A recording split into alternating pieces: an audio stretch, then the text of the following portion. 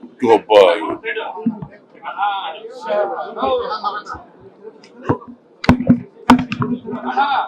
ಅವ್ರನ್ನ ಪ್ರತಿ ವರ್ಷ ಸರ್ಕಾರ ಸ್ಮರಿಸ್ಕೊಳ್ತಕ್ಕಂಥ ಕೆಲಸವನ್ನು ಮಾಡ್ತಾರೆ. ನಿಲಿಂಗಪ್ಪನವರು ಒಬ್ಬ ದಕ್ಷ ಪ್ರಾಮಾಣಿಕ ವ್ಯಕ್ತಿ. ಕರ್ನಾಟಕ ರಾಜ್ಯದ ಮುಖ್ಯಮಂತ್ರಿ ಆಗಿದ್ದರು, ಮತ್ತೆ AICC ಪ್ರೆಸಿಡೆಂಟ್ ಕೂಡ ಆಗಿದ್ದರು. ಅವರು ಅಖಂಡ AICC ಕಾಂಗ್ರೆಸ್ ವಿಭಜನೆ ಆಗೋದಕ್ಕಿಂತ ಮುಂಚಿತವಾಗಿ ಅಧ್ಯಕ್ಷರಾಗಿದ್ದರು. ಆಮೇಲೆ ಶ್ರೀಮತಿ ಇಂದಿರಾ ಗಾಂಧಿ ಅವ್ರಿಗೂ ಭಿನ್ನಾಭಿಪ್ರಾಯಗಳು ಬಂದು ರಾಜಕೀಯಗಳು ಬೇರೆ ಬೇರೆ ಆದರು. ಇವರು ಸಂಸ್ಥಾ ಕಾಂಗ್ರೆಸ್ ಅಂತ ಅದರ ಅಧ್ಯಕ್ಷರಾದರು, ಆರ್ ಕಾಂಗ್ರೆಸ್ ಅಂತ ಹೇಳಿ, ಇಂದಿರಾ ಕಾಂಗ್ರೆಸ್ ಅಂತ ಹೇಳಿ.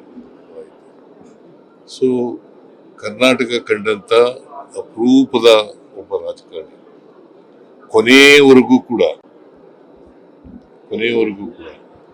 ಬಹಳ ಪ್ರಾಮಾಣಿಕ ವ್ಯಕ್ತಿ. ಯಾವಾಗಲೂ ಅವರು ಭೇಟಿಯಾದಾಗ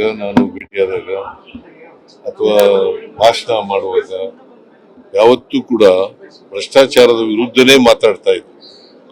ಭ್ರಷ್ಟಾಚಾರದ ವಿರುದ್ಧವಾಗಿದ್ದಂತ ಒಬ್ಬ ರಾಜಕಾರಣಿ ಅಂತಕ್ಕಂಥ ಮಾತುಗಳನ್ನು ಹೇಳಲಿಕ್ಕೆ ಬಯಸ್ತಾರೆ. ಕರ್ನಾಟಕದಲ್ಲಿ ಏಕೀಕರಣಕ್ಕೂ ಕೂಡ ದುಡಿದಿದ್ರು. ಸೊ ಒಬ್ಬ ಧೀಮಂತ ಪ್ರಾಮಾಣಿಕ ನಾಯಕ, ಅವರ ಜನ್ಮದಿನ ಇವತ್ತು.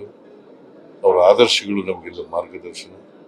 ಅಂತ ಒಬ್ಬ ವ್ಯಕ್ತಿಯ ಸ್ಮರಿಸ್ಕೊಳ್ತಕ್ಕಂಥ ಕೆಲಸ. ಗ್ಯಾರಂಟಿಗಳ ಪರಿಷ್ಕರಣೆಗೆ ಏನಾದರೂ ಶಾಸಕರು ಮನವಿ ಮಾಡಿದ್ರು? ಗ್ಯಾರಂಟಿ ಯೋಜನೆಗಳ ಬಗ್ಗೆ ಅದ್ರ ಚರ್ಚೆ ನಡೀಲಿಲ್ಲ.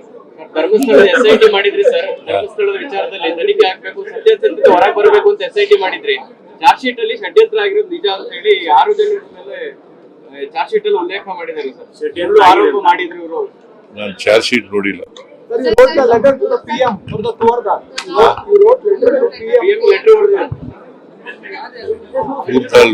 ಕೂರ್ದಾಲ್ ಬಗ್ಗೆ ಲೆಟರ್ ಬರ್ದಿದ್ದೀನಿ.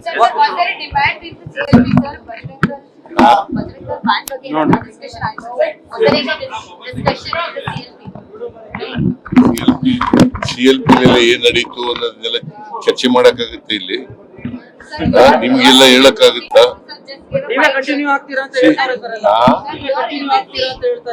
ಹೈಕಮಾಂಡ್ ಏನ್ ತೀರ್ಮಾನ ಮಾಡ್ತಾರೆ ಅದೇ. ನ್ಯೂಸ್ ಫಸ್ಟ್ ನಿರ್ಭೀತಿಯಿಂದ ನಿಮ್ಮ ಪರವಾಗಿ.